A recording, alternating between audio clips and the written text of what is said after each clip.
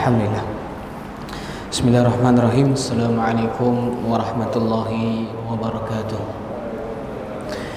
Kita buka majlis dengan membaca Al-Kitab Fatihah. A'udzubillahi minasyaitonirrajim. Bismillahirrahmanirrahim. Alhamdulillahi rabbil alamin. Arrahmanirrahim. Maliki yaumiddin. Iyyaka na'budu wa iyyaka nasta'in. Ihdinas siratal mustaqim. Siratal ladzina an'amta 'alaihim ghairil maghdubi 'alaihim waladdallin. Amin.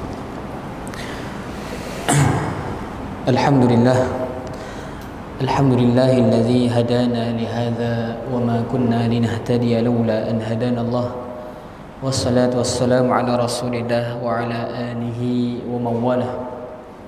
Nahmaduhu wa nasta'inuhu wa nastaghfiruh wa na'udzu billahi min shururi anfusina min sayyiati a'malina. Man yahdihillahu fala mudilla lahu wa man yudlil fala hadiya lahu. ونشهد أن لا إله إلا الله وأشهد أن محمدا عبده ورسوله. ربي اشرح لي صدري ويسر لي أمري واحلل عقدة من لساني يفقهوا قولي. ربي زدنا علما وارزقنا فهما. Alhamdulillah, pertamanya kita bersyukur kepada Allah Subhanahu wa taala di atas berbagai nikmat yang Allah Subhanahu wa taala berikan kepada kita. Nikmat iman, nikmat Islam, nikmat kesihatan tubuh badan, nikmat diberikan berbagai macam kenikmatan dalam kehidupan. Nikmat Allah beri makan minum cukup, nikmat Allah beri tempat tinggal yang selesa, nikmat Allah bagi pekerjaan, nikmat Allah bagi kebun-kebunan, nikmat Allah bagi ada ternak-ternakan, macam-macam nikmat yang Allah Subhanahu wa taala berikan kepada kita. Ketika ini kita melihat ramai orang di sana, di luar sana yang ketika ini mencari bantuan, nak makan pun seeda, ada yang 2-3 hari seeda makan, ada nak cari tempat tinggal pun susah. Ketika itulah kita berasa beruntungnya atas nikmat yang Allah Subhanahu wa taala berikan kepada kita, tuan-tuan yang dirahmati Allah. Dengan itu perlulah untuk kita sentiasa syukur kepada Allah Subhanahu wa taala, dan dalam masa yang sama tidak lupa untuk kita berbagi nikmat kepada kawan-kawan kita, kepada masyarakat kita, kepada qariah kita, dan kepada ahli-ahli keluarga kita. Mudah-mudahan dengan sedikit usaha kita dalam musim pandemik ini mampu membantu masyarakat di luar sana yang memerlukan. Kerana kita tahu ada orang yang kadang dia susah tapi dia diam saja, hanya simak beritahu, hanya pendam di dalam jiwanya, akhirnya stres dan akhirnya bunuh diri. Yang kita simak. Tapi kita mahu membantu. Jadi kita mahu sangat membantu orang yang di luar sana yang dalam keadaan kesulitan. InsyaAllah syukur kepada Allah Subhanahu wa taala di atas nikmat yang Allah Subhanahu wa taala berikan. Selawat dan salam atas junjungan Nabi Muhammad sallallahu alaihi wasallam, junjungan besar kita, ikutan kita, idola kita. Jadi tuan-puan dan dirahmati Allah, alhamdulillah malam ini kita kembali dalam kuliah tadabbur Al-Quran. Setelah sekian lama kita asyik bersua dalam kelas tadabbur seperti ini. Terakhir saya ingat bulan 4 yang lalu, kalau saya salah, sebelum bulan puasa, berarti bulan 4, dah hampir 2-3 bulan. Sekarang dah bulan 7, 3 bulan dah kita ada kelas. Alhamdulillah, Allah izinkan pada malam ini kita bersama-sama dalam kelas, kita bersama-sama mentadabburi Al-Quran, mempelajari Quran, mendalami Quran. Inilah dia tuan-puan, Al-Quran salah satu yang menjadi kekuatan, salah satu yang menjadi bekalan di dalam kehidupan kita, yang memberikan kita kekuatan, yang memberikan kita ketenangan, yang beri kita kedamaian dalam kehidupan. Apapun terjadi dalam kehidupan kita, inilah dia Al-Quran sebagai pegangan, sebagai bekalan kita. Jadi insyaAllah tuan-puan dan dirahmati Allah, kita dah sampai yang terakhir surah Jin. Kita belum habis surah Al-Jin. Terakhir kita sampai ayat yang ke-17. InsyaAllah pada malam ini kita sambung surah Al-Jin. Kita sambung mulai ayat yang ke-18. InsyaAllah kita baca terlebih dahulu bersama-sama surah Al-Jin ayat 18. Dimulakan ayat 18.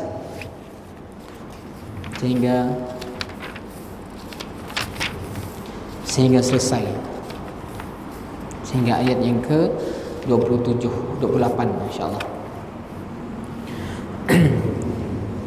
Boleh buka surah Jin ayat ke-18. A'udzu billahi minasy syaithanir rajim.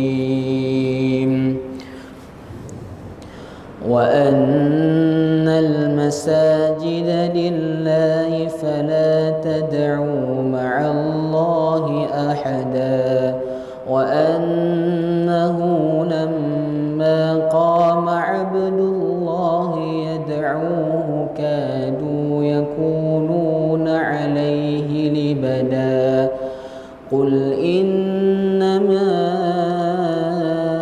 ad'u rabbi wa la usyriku bihi ahada qul inni la amliku lakum darran wa la rashada qul inni lan yujirani minallahi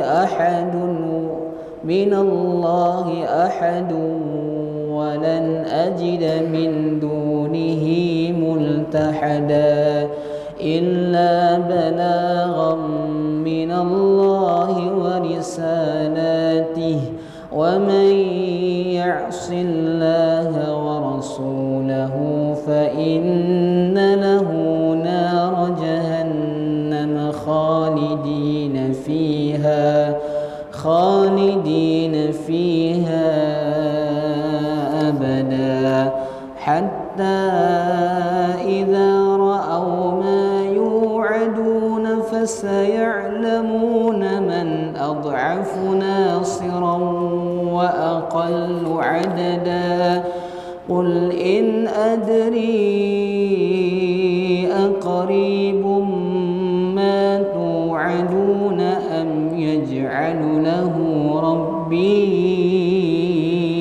amada alimul ghaibi fala yuzhiru ala ghaibihi ahada illa man irtada min rasulin fa innahu yasluku min bayni yadayhi wa min khalfihi rasada liya'lama an qad ablaghu risalati rabbihim wa ahata bima ladayhim wa ahsa kulla shay'in 'adada.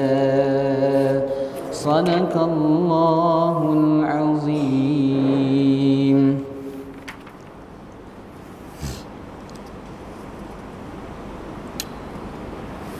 Okey. Terdahulu dalam surah Jin, di awal surah Jin, kita cuba review ulang kaji sedikit. Di awal surah Jin, Allah Subhanahu wa taala menceritakan kepada Nabi Muhammad sallallahu alaihi wasallam tentang bagaimana ada kelompok jin yang mendengar bacaan Al-Quran Nabi, mendengar bacaan Al-Quran Nabi Muhammad sallallahu alaihi wasallam, dan kemudian mereka beriman kepada Allah Subhanahu wa taala. Kemudian bangsa jin tersebut yang beriman tadi mendakwahi pula kaumnya. Kemudian diceritakan ada perbualan di antara kaum-kaum jin, mereka mendakwahi kaum-kaum mereka. Di situ ada sampai ayat yang ke-14 tadi, bagaimana jin tadi berdakwah dengan kaumnya. Jadi jin ini ada yang beriman dan juga ada jin yang kafir. Jadi ada jin yang beriman, Muslim, ada jin yang Muslim, ada jin yang tidak beriman, ada jin yang berbangsa Yahudi, ada jin yang beragama Nasrani. Jadi jin pun ada agama, dan jin ada yang beragama Islam. Jadi jin yang mendengar bacaan Nabi Muhammad SAW, bacaan Al-Quran Nabi, mereka langsung beriman kepada Allah, menyucikan Allah Subhanahu wa taala, kemudian mendakwahi kaum-kaumnya yang lain. Jadi kemudian kita sambung ayat yang ke-18. Allah Subhanahu wa taala berfirman, Wa anna masajida lillah fala tad'u ma'allahi ahada. Dan sesungguhnya masjid-masjid itu adalah untuk Allah, maka janganlah kamu menyembah apapun di dalamnya selain Allah. Diwahyukan kepadaku bahawa masjid-masjid adalah khusus untuk Allah. Janganlah kalian menyembah apapun selain Allah di dalamnya. Janganlah kalian menyekutukannya dengan apapun. Jadi keterangan menunjukkan bahawa Allah Subhanahu wa taala memerintahkan hamba-Nya untuk mengesakannya di tempat-tempat ibadah, dan tidak boleh seseorang pun yang disembah selain daripada Allah Subhanahu wa taala. Kemudian ada pengertian lain daripada Hasan Al-Basri, dia mengatakan bagaimana yang disabdakan kepada Nabi Muhammad SAW, yang mana Nabi SAW bersabda, bumi dijadikan untukku sebagai masjid dan alat bersuci. Seakan-akan Allah Subhanahu wa taala berfirman, bumi semuanya diciptakan untuk Allah, janganlah bersujud di atas muka bumi selain kepada penciptanya. Maksudnya Allah Subhanahu wa taala berdasarkan hadis tadi, Rasul madah al-ardu masjidillah, bumi ini adalah masjid Allah. Bila bumi adalah masjid Allah, di mana-mana pun kamu di atas muka bumi ini, hendaklah kamu menyembah kepada Allah Subhanahu wa taala. Di mana-mana pun kamu di atas muka bumi ini, hendaklah kamu menyembah kepada Allah Subhanahu wa taala. Jadi ada hadis yang sebut al-ardu masjidillah, bumi ini ada mafhumnya, maksudnya Allah jadikan kepada Rasul bumi ini sebagai masjid dan alat bersuci. Jadi tuan-tuan, hadis ini kalau kita perhatikan, kita boleh jadi satu pegangan sebenarnya tuan-tuan. Kalau kita berada di satu perjalanan ataupun kita berada di tengah hutan, jangan takut untuk solat di luar. Maksudnya kadang orang, aku semua solat di situ, aku tunggu sampai masjid dulu. Padahal waktu solat dah nak habis. Padahal waktu dah suntuk. Bila sampai ke masjid takut, bila sampai dah rumah waktu dah habis. Jadi caranya macam ni, berhenti tepi jalan, solat je tepi jalan. Ya, kamu orang nak pergi ke kampung Ustaz Rashid, kampung Paloh, berangkat dari situ pukul 4 pagi sebelum subuh. Sampai ke Tatau belum subuh. Kemudian lepas Tatau ya baru subuh. Fikir-fikir sini nak singgah solat subuh tu, si ada lagi singgahan. Tatau dah lepas. Akhirnya Syed berhenti di pinggir jalan. Bentangkan kanvas solat. Si dah masalah maksudnya nak. Jadi ada setengah yang takut, tapi Allah jadikan bumi ini sebagai masjid. Kita lihat kalau ada yang kadang orang yang hantar fufut pandai, kadang sidak bekerja sambil masa yang sama waktu azan dah masuk, nak cari masjid jauh, carilah mana-mana kawasan yang agaknya bersih, letakkan alas solat boleh, tidak masalah. Kerana Allah jadikan bumi ini sebagai tempat sujud. Bumi sebagai tempat sujud. Tapi memang afdalnya di masjid. Tapi kalau masjidnya jauh ataupun ada kendala, ada halangan, tidak masalah untuk solat. Jadi janganlah kamu menyembah seseorang pun selain Allah Subhanahu wa taala di masjid tersebut, ataupun dalam arti kata lain, di atas muka bumi ini yang Allah jadikan sebagai masjid bagi Rasul, maka di mana-mana pun kamu janganlah kamu menyembah selain daripada Allah Subhanahu wa taala. Kemudian Allah Subhanahu wa taala menyebutkan jenis keempat yang diwahyukan kepada Nabi, wa annahu lamma qama Abdullah yad'u kadu yakunu alaihi libada. Dan sesungguhnya ketika hamba Allah Muhammad berdiri menyembahnya, melaksanakan solat, mereka jin-jin itu berdesakan mengerumuninya.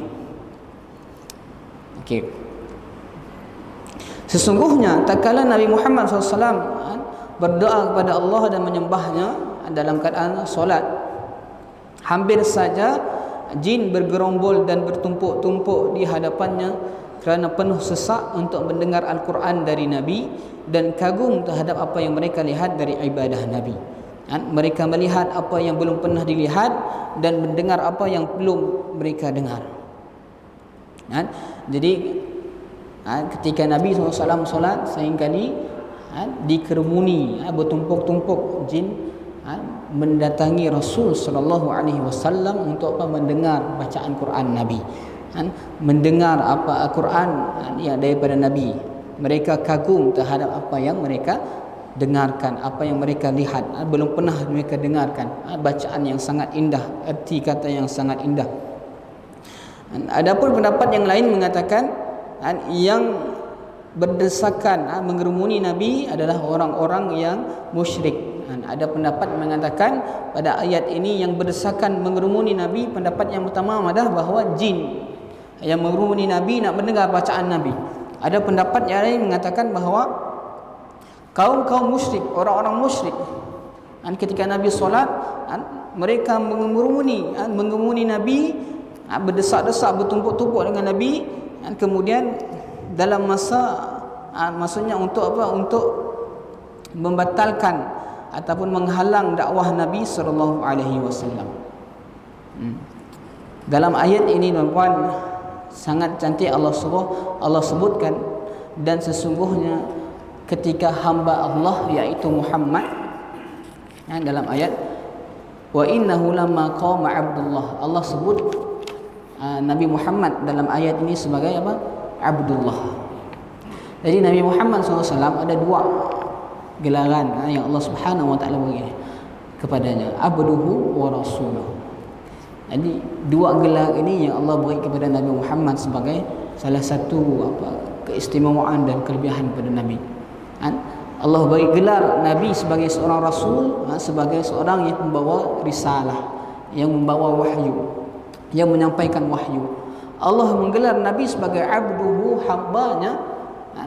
Maksudnya apa? Nabi SAW adalah seorang manusia yang paling sempurna dalam melaksanakan sifat seorang hamba, dalam berubudiyah kepada Allah Subhanahu Wa Taala. Siapa yang paling sempurna, paling baik, paling bagus, itulah Nabi Muhammad SAW. Oleh itu Nabi diberi gelar oleh Allah Subhanahu Wa Taala abduhu, hambanya. Oleh itu dalam surah Al-Isra pun sama, subhanallazi asra bi'abdihi, Maha suci Allah yang memperjalankan hambanya. Jadi Allah memanggil Nabi Muhammad sebagai hambanya. Itu satu kemuliaan kepada Nabi Muhammad SAW, satu pengiktirafan kepada Nabi Muhammad SAW sebagai seorang manusia yang paling sempurna ibadahnya, paling bagus ibadahnya, paling baik ibadahnya. Itu dia siapa? Nabi Muhammad SAW. Jadi kembali kepada ayat tadi. Jadi sejumlah ulama berpendapat tatkala Rasulullah SAW berdiri sembari mengatakan la ilaha illallah dan mengajak manusia kepada Tuhan mereka, manusia dari bangsa Arab yang kafir berdesak-desak di sekitar Nabi, bertumpuk-tumpuk dan berkelompok untuk memadamkan cahaya Allah dan membatalkan urusan ini. Allah tidak berkehendak tetapi menolongnya, menyempurnakan cahayanya dan memperlihatkannya kepada orang-orang yang jauh darinya. Ini pendapat yang kedua. Jadi ada pendapat yang pertama ada yang mengemuni Nabi tadi adalah jin-jin yang nak mendengar bacaan Nabi, yang kagum dengan bacaan Quran Nabi. Pendapat yang kedua adalah siapa? Orang kafir-kafir musyrik yang mengerumuni Nabi untuk menghalang dakwah Nabi, untuk menghalang daripada cahaya Allah yang bersinar, menghalang daripada Nabi menyampaikan dakwahnya. Kemudian Allah Subhanahu Wa Taala sambung dalam ayat yang ke-20, qul innama ad'u rabbi wa la usyriku bihi ahada. Katakanlah Muhammad, sesungguhnya aku hanya menyembah Tuhanku dan aku tidak mempersekutukan sesuatu pun dengannya. Katakanlah wahai Muhammad pada mereka yang berkumpul untuk membatalkan agamamu di sekitarmu, aku hanya berdoa kepada Tuhanku, menyembahnya semata-mata, tidak ada sekutu baginya. Aku memohon perlindungan kepadanya, tawakal kepadanya dan aku tidak menyekutukannya dengan apapun dalam ibadah. Dan kemudian menyerahkan urusan hidayah mereka kepada Allah Subhanahu wa taala. Lalu Allah Subhanahu wa taala berfirman, katakanlah wahai Muhammad, qul inni la amliku lakum darran wala rasyada. Katakanlah Muhammad, aku tidak kuasa menolak mudarat ataupun mendatangkan kebaikan kepadamu. Jadi Allah Subhanahu wa taala menyeru Nabi Muhammad SAW untuk sampaikan kepada kaum kafir musyrik yang menghalang-halang dakwah Nabi, yang menghalang Nabi untuk mengucapkan la ilaha illallah. Katakanlah kepada mereka bahawa aku hanya ingin menyembah Tuhanku. Aku hanya ingin mengesahkan Tuhanku, menyembahnya semata-mata. Aku tidak ingin pun kekuasaan ke pangkat apapun daripada kalian. Aku hanya ingin menyembah Tuhanku, memohon perlindungan hanya kepadanya, tawakal kepadanya, dan aku tidak menyekutukannya dengan apapun dalam hal ibadah. Dan kemudian Allah suruh, katakanlah wahai Muhammad, aku tidak kuasa menolak mudarat maupun mendatangkan kebaikan kepadamu. Aku tidak mampu untuk menolak bahaya dari kalian, tidak pula aku mampu untuk mengambil manfaat di dunia atau agama untuk kalian. Aku hanyalah manusia biasa seperti kalian, hanyalah aku diberi wahyu oleh Allah Subhanahu wa taala. Dan aku sama sekali tidak mempunyai apapun untuk memberi hidayah kalian dan tidak pula menyesatkan kalian. Tempat kembali semua itu adalah kepada Allah Subhanahu wa taala. Kita lihat bagaimana Nabi disuruh declarekan bahawa Nabi sendiri dapat menolak mudarat maupun mendatangkan manfaat kepada kamu. Dan ini Nabi, tuan-tuan.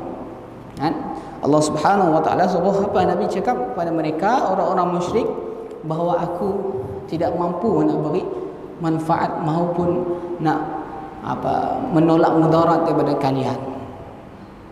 Maksudnya kalian nak menghalangi ku dakwah, dan kalian nak nak mengancam-ngancamku, nak takut dengan dakwahku. Aku tidak mampu nak memberi apapun mudarat kepada kalian. Dan dalam masa yang sama aku tidak ada kuasa nak beri manfaat apapun untuk kalian. Maksudnya sini ada penjelasan akan kewajipan tawakal kepada Allah Subhanahu wa taala, terus menerus menyampaikan risalah tanpa peduli perlawanan mereka kepadanya dan intimidasi mereka jika tidak beriman. Dan Allah menegaskan maknanya itu, yakni ketidakmampuan nabinya untuk memberi hidayah kepada mereka dengan pernyataan ketidakmampuannya akan urusan dan masalahnya. Jadi Nabi SAW sendiri, Nabi SAW si mampu nak menolak menolak mudarat, si mampu nak beri manfaat. Siapa yang cakap? Allah suruh Nabi declare. Jadi kalau orang yang mohon kepada sensitif sikit, kalau ada orang mohon dengan perkara bekas peninggalan Nabi untuk menolak mudarat, untuk mendapatkan manfaat, adakah dapat? Padahal Nabi sendiri mesti dapatnya mana? Faham? Sekarang tu nak fahamlah kesnya saya simaknya. Jadi Nabi sendiri yang madah, aku si mampu nak bagi manfaat pun kepada kalian. Allah suruh Nabi madah, dan aku tidak mampu nak menolak mudarat pun daripada kalian. Aku hanyalah manusia biasa yang hanya aku diberi wahyu oleh Allah Subhanahu wa taala. Nabi mesti mampu, apatah lagi selain Nabi. Apatah lagi selain Nabi. Yang mana kita kadang ada orang yang mungkin di situ si banyak kalau di negeri seberang contohnya, yang terlalu memohon, meminta perlindungan kepada siapa? Contohnya kepada wali-wali, kepada orang-orang soleh yang sudah meninggal, meminta supaya berdoa kepada mereka supaya ditolak mudarat, supaya mendapat manfaat. Jelas sekali ini adalah perkara yang salah. Sebab apa? Sebab tidak ada yang boleh memberi manfaat, tidak ada yang boleh menolak mudarat kecuali Allah Subhanahu wa taala. Sedangkan Nabi pun Allah suruh declare kepada mereka bahawa aku tidak mampu nak menolak mudarat kamu untuk kamu, dan aku tidak mampu nak beri manfaat pun kepada kalian semua. Kemudian dalam ayat yang ke-22, katakanlah wahai Muhammad, qul inni la amliku lakum darran wala rashada, qul inni la yujirani minallahi ahadun wa lan ajida min dunihi multahada illa balaghan minallahi wa risalatihi. Katakanlah wahai Muhammad, sesungguhnya tidak ada sesuatu pun yang dapat melindungiku dari azab Allah, dan aku tidak akan memperoleh tempat berlindung selain daripadanya. Aku hanya menyampaikan peringatan dari Allah dan risalahnya. Dan Allah suruh Nabi Muhammad katakanlah kepada mereka bahawa kalau aku pun membuat salah, membuat dosa, aku tidak akan dapat perlindungan. Maksudnya aku tidak ada sesuatu pun yang dapat melindungiku daripada azab Allah Subhanahu wa taala. Dan aku tidak akan memperoleh tempat berlindung selain daripada Allah Subhanahu wa taala. Ini yang Nabi ajarkan kepada umatnya. Maksudnya apa? Ketergantungan kepada Allah, tawakal kepada Allah, berdoa kepada Allah, Allah semata-mata, bukan benda-benda yang lain. Tidak ada perantara. Ada perantara boleh, perantara dengan orang-orang yang soleh yang masih hidup, perantara dengan amal-amal soleh yang pernah kita lakukan. Tetapi alangkah baiknya kalau terus meminta dengan Allah Subhanahu wa taala. Kerana Nabi ajarkan bagaimana tawakal kepada Allah Subhanahu wa taala, bagaimana ketidakmampuan Nabi, ketidakmampuan manusia terhadap sesuatu kecuali perlindungan yang diberi oleh Allah Subhanahu wa taala. Katakanlah wahai Muhammad kepada mereka, tidak ada seorang pun yang menolak azab Allah dariku jika dia menurunkannya kepadaku. Tidak ada penolong tempat perlindungan bagiku selain Allah. Tidak pula ada yang boleh menyelamatkanku dan membebaskanku kecuali aku menyampaikan risalah yang mana Allah mewajibkan pelaksanaannya kepadaku. Oleh kerana itu aku sampaikan risalah dari Allah itu, aku menjalankan risalah itu baik berupa perintah maupun larangan. Jika aku melakukannya, aku akan selamat, jika tidak, aku akan binasa. Maksudnya Nabi nak sampaikan bahawa aku laksanakan ini, sampaikan dakwah ini adalah perintah daripada Allah Subhanahu wa taala. Ini adalah perintah daripada Tuhanku yang harus wajib aku laksanakan.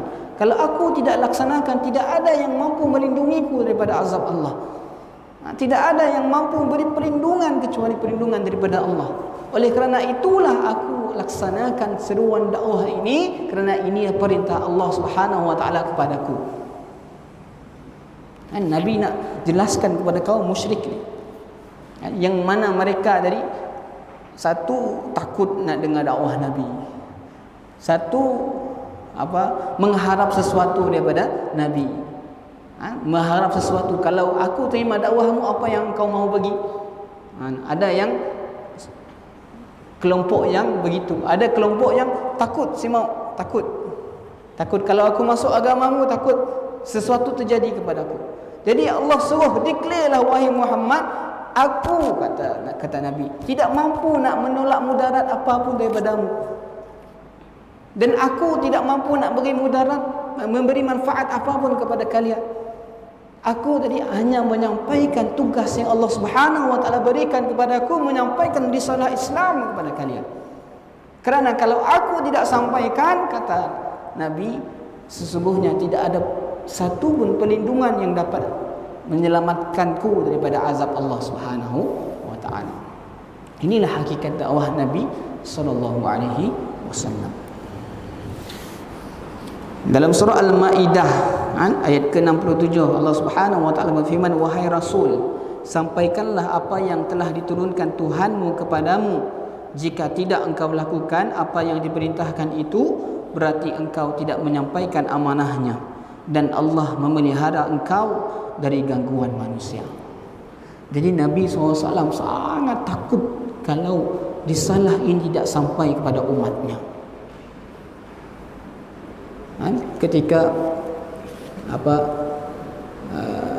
khutbah terakhir Nabi, ketika Nabi menyampaikan wasiatnya, Nabi tanya kepada umatnya, adakah aku telah menyampaikan agama ini dengan sempurna? Dijawab oleh umatnya, sudah wahai Nabi. Ditanya Nabi sekian, sudah. Kemudian Nabi cakap, Allahumma syahad, wahai Tuhanku, lihat, saksikanlah. Maksudnya aku telah menyampaikan perintahmu, aku telah menyampaikan suruhanmu untuk aku laksanakan. Itu tugas Nabi sallallahu alaihi wasallam. Tugas Nabi menyampaikan, dan itu yang wajib Nabi sallallahu alaihi wasallam lakukan. Jadi Nabi tugasnya menyampaikan. Sama ada orang nak terima atau tidak, itu bukan tugas Nabi. Tugas Nabi menyampaikan, balaghah, menyampaikan. Tapi hidayah itu sama ada diberi atau tidak, itu bukan tanggungjawab Nabi, tapi itu adalah hak milik Allah Subhanahu wa taala. Bagaimanapun Nabi nak sampaikan hidayah, nak sampaikan dakwah kepada manusia, kalau Allah tidak izinkan, hidayah itu tidak akan sampai. Seperti siapa bapa saudara Nabi Abu Talib. Di hujung nyawanya, Nabi berdiri di samping, duduk di samping bapa saudaranya nak memimpin baca kalimah syahadah. Wahai pamanku, wahai bapa saudaraku, sebutkanlah sahaja kalimat ini. Dia berusaha, Nabi berusaha supaya bapa saudaranya sebut kalimah syahadah. Tapi dalam masa yang sama ada Abu Jahal menghasut. Ataghabuna millata Abdul Muttalib, adakah kamu benci agama peninggalan Abdul Muttalib? Jadi Abu Talib tadi, bapa saudaranya fikir sekali, akhirnya si mengucapkan syahadah. Walaupun Nabi berusaha nak sungguh-sungguh, nak berdakwah, nak menyampaikan, tapi kerana bukan izin Allah, Allah sebut ketika itu turun ayat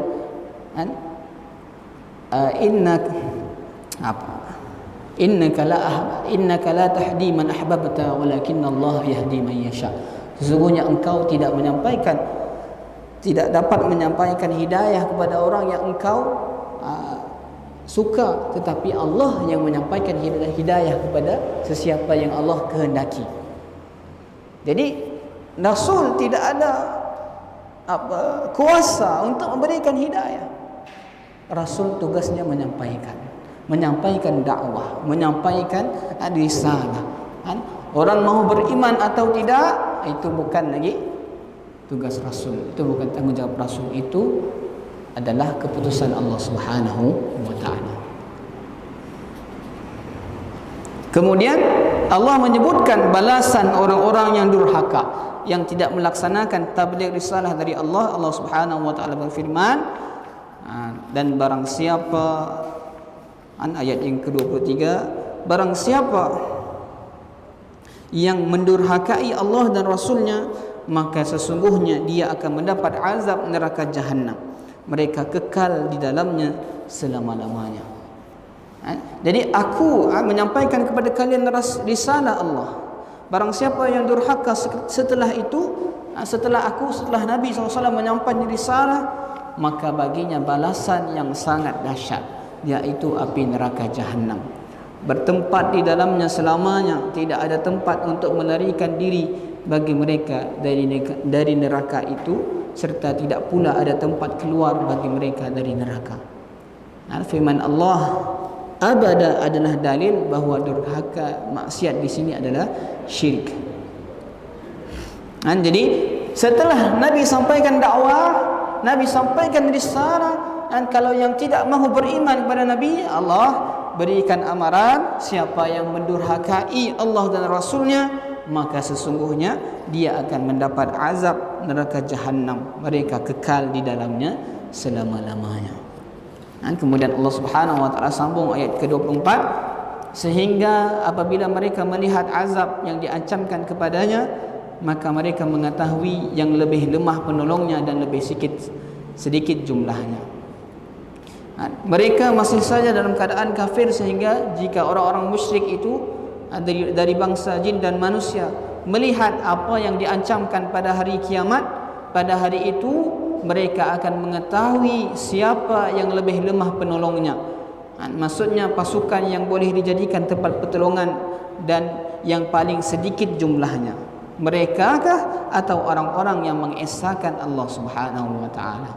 Maksudnya nanti orang-orang musyrik tidak mempunyai penolong sama sekali, dan jumlah mereka lebih sedikit dari tentera-tentera Allah Subhanahu wa taala. Jadi Allah mengancam orang-orang musyrik yang mana kelak di akhirat mereka akan, ketika melihat azab yang diancam kepadanya, ketika itu mereka tahu mereka lah golongan yang lemah, tidak ada penolong ataupun lemah penolongnya dan sedikit jumlahnya.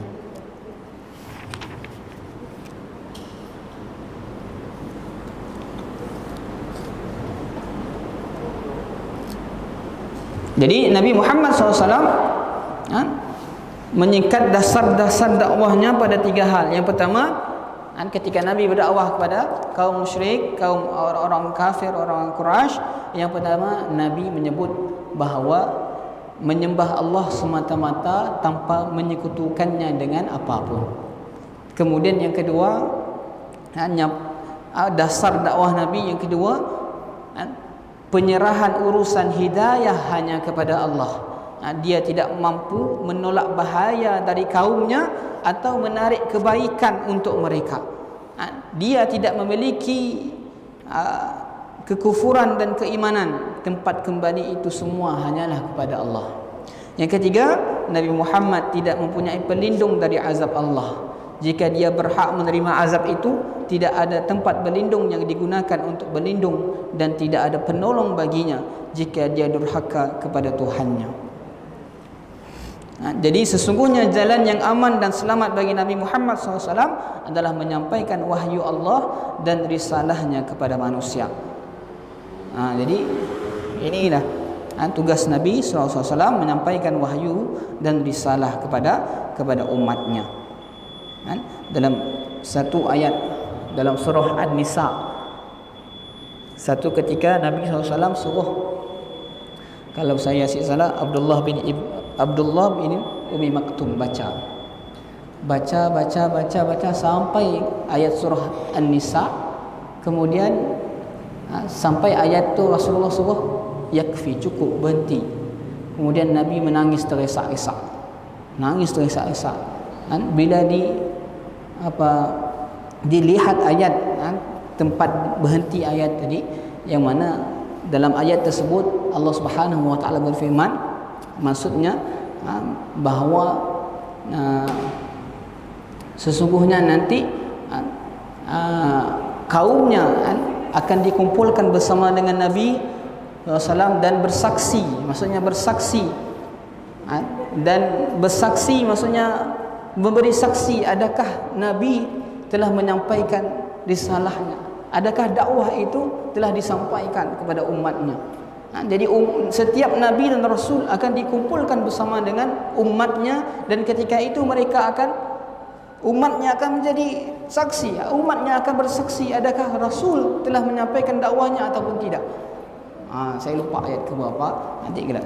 Ketika sampai ke ayat itu, Nabi SAW menangis tersesak-sesak karena takut bahawa dakwah ini tidak sampai sepenuhnya kepada umatnya, karena takut ada di kalangan umatnya belum sampai dakwah kepada mereka. Oleh itu Nabi nangis tersesak-sesak apabila sampai kepada ayat tersebut. Begitulah bagaimana kesungguhan dan seriusnya Nabi SAW menyampaikan dakwahnya kepada umatnya, dan sampai kepada kita, walaupun jauh di sana, tapi Islamnya sampai kepada nenek moyang kita, kepada keturunan kita, dan sampai sekarang. Dan oleh itu selalu diingatkan nikmat iman, nikmat Islam. Kerana menilai perjuangan Rasul daripada awal menyampaikan Islam itu bukan satu benda yang mudah. Bagaimana Nabi berkorban, bagaimana Nabi menangis-nangis, bagaimana Nabi berusaha supaya hidayah itu, supaya dakwah itu disampaikan. Dan alhamdulillah, di Islam disebarkan di merata-rata di dunia. Jadi wallahu a'lam. Allahu a'lam, mudah-mudahan ada manfaat yang dapat kita ambil. Jadi yang baik datang pada Allah Subhanahu wa taala, yang kurang saya mohon ampun dan maaf. Aku qauli hadza wa astaghfirullah li wa lakum. Wallahu ghafurur rahim. Kita tangguh dengan tasbih kifarah dan suratul Asr. Subhanakallahumma wa bihamdik asyhadu an la ilaha illa anta astaghfiruka wa atubu ilaik. Bismillahirrahmanirrahim. Wal 'asri innal insana lafi khusr illa allazina amanu wa 'amilus solihat wa tawassaw bil haqqi wa tawassaw bis sabr. Assalamualaikum warahmatullahi